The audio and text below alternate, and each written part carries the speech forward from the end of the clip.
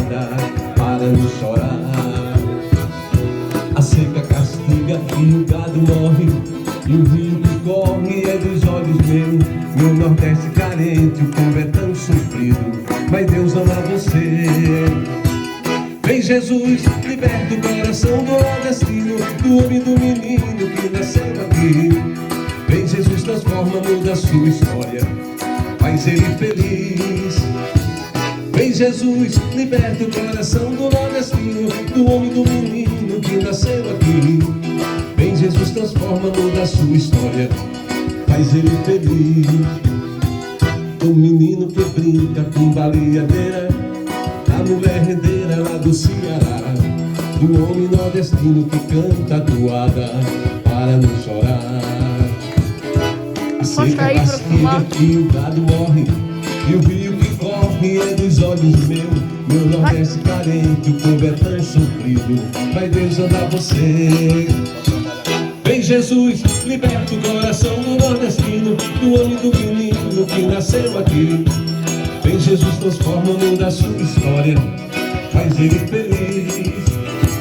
Vem Jesus, liberta o coração do nordestino, do homem e do menino que nasceu aqui. Vem Jesus, transforma, muda a sua história, faz ele feliz.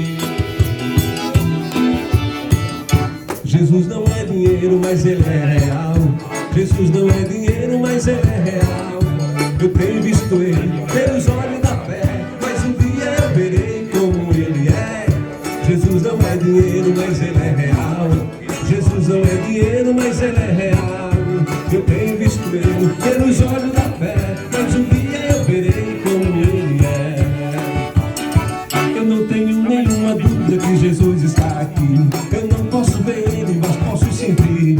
Ele fez uma promessa e na promessa eu creio. Onde estiver dois ou três reunidos no seu nome, estaria no meio. E aqui tem mais que dois, aqui tem mais que três, aqui tem mais que quatro, mais que cinco e mais que seis. É como se estivesse no caminho de Emaús, mas de coração com a presença de Jesus. Jesus não é dinheiro, mas ele é real. Jesus não é dinheiro, mas ele é real.